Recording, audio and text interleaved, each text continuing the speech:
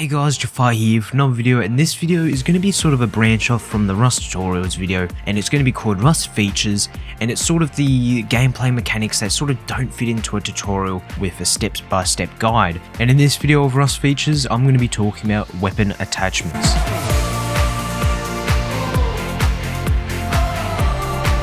First, let's start with the weapon laser sight. The laser sight allows you to see where the point of aim is at the hip and while aiming. This pretty much provides you a crosshair, but in a laser sight form, allowing you to see exactly where to aim.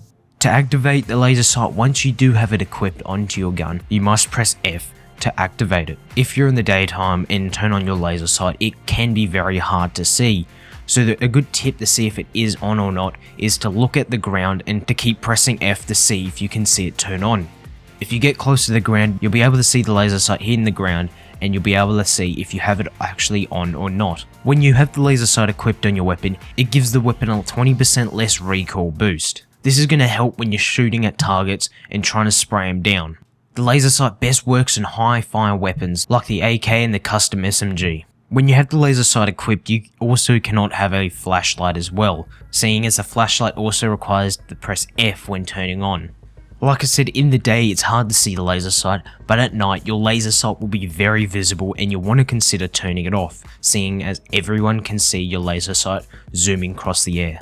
The blueprint type for the laser sight is a library, so it is quite a rare item. The laser sight also requires 8 high quality metal to make, which is quite cheap for how good the laser sight actually is. The laser sight works for almost every weapon apart from the revolver and the Thompson. Next we move on to the weapon flashlight. The weapon flashlight, when turned on, emits a beam of light in front of the player which can be seen by anyone, so be careful when using it at night. To activate the flashlight, you must press F just like the laser sight. And seeing you're only going to be using the flashlight at night, you're not going to be having any trouble seeing if it is on or not. The flashlight can emit its light from very far away, meaning people from very far distances can see your light very easily, and you're going to be a beacon at night. I would consider not using the weapon flashlight unless you really need to and you cannot see. The blueprint type for a flashlight is a library, so once again it is quite a rare item. But the weapon flashlight only costs 3 high quality metal to make, meaning you've just got to find 1 metal rock and you have enough resources for the flashlight. The flashlight works for every weapon apart from the revolver and the Thompson. Next is a silencer, and the silencer is great for stealthy people of Rust, as it significantly reduces the sound of gunfire. The silencer also eliminates the muzzle flash, making it easier to shoot. The muzzle flash at night can be very blinding, and with the silencer it eliminates that, making it so you can see your target the whole time through shooting. By eliminating the muzzle flash, it also makes it harder for you to be spotted because you're not being brightened up by that flash. The silencer also reduces the damage of your weapon by 25%, which is not very good. This means if you're going to be shooting your AK at somebody, instead of taking 2 to 3 shots, it will take 4 shots. The silencer, unlike the weapon flashlight and the laser sight, has a durability. The silencer will manage between 300 and 320 rounds before breaking and going through its whole durability. The blueprint type for the silencer is a library, making it once again a very rare item.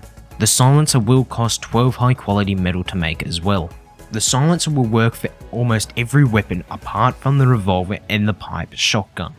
Now we move on to the hollow sight, and the hollow sight is a simple holographic sight for your weapon, which will make it easier for you to shoot your targets. But that is not the same for you at night. At night the hollow sight can be very bad for you. When aiming down the hollow sight at night, since it is a holographic sight, it will be blinding at night. It will be very hard for you to see your target when looking through the scope at night. So I would recommend taking your hollow sight off at night and keeping it on at day. The blueprint type for a hollow sight is a blueprint library, making it another rare item. The hollow sight, like the silencer, costs 12 high quality metal to make. Next, we'll move on to the second sight, which is the 4x zoom scope. When mounted, you must hold right click to look into the scope, which magnifies the area ahead of you by 4 times. The 4x scope can go on about every weapon apart from the revolver, but its main purpose is to be fitted onto the bolt action rifle. The 4x scope can also work for the semi-automatic rifle, but seeing as that rifle is quite a weak weapon,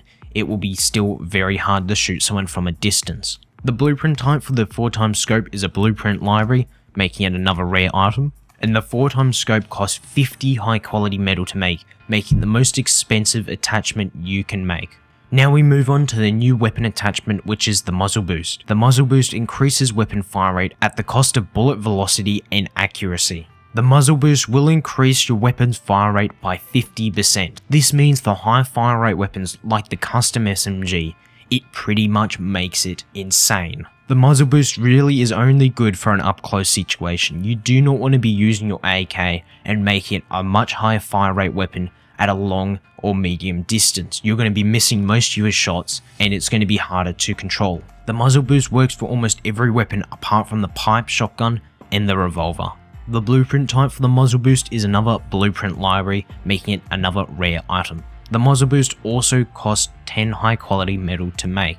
Now we move on to the next new attachment in Rust, which is the Muzzle Break. The Muzzle Break, when equipped, lowers the recoil of your weapon but can make the bullet path more unpredictable. The Muzzle Break will reduce your vertical recoil of your weapon by 50%, making it easier for you to control your recoil and get your shots where you want it. But talking about where you want to get your shots, the weapon also affects your weapon accuracy by offsetting fired bullets randomly in a forward facing cone area. This means every time you take a shot in a straight line, your bullet might not land in the exact location you want it. Your bullet could be going off left or right of the weapon, making an unpredictable place to land. This makes the attachment bad for a long distance shot with a bolt action or any other gun. But seeing as it reduces your recoil, the weapon attachment works best for a medium or closer range engagement. This makes it easier for you to control your weapon and get your shots landing on their heads. The blueprint type for the Muzzle Break is a blueprint library, making it another rare attachment, and the Muzzle Boost also costs 8 high quality metal to make. So now we've gone through all the attachments in Rust currently, and there is sure to be a lot more attachments further ahead, which I will be covering in this Rust features series. But don't be using weapon attachments that other people say are the best and do this. Get the weapon attachments that suit your playstyle. Use whatever attachments suit your playstyle and it will increase your lifespan in Rust. Anyway guys, thank you so much for watching the new series Rust features, and I would hope to see you in the next video.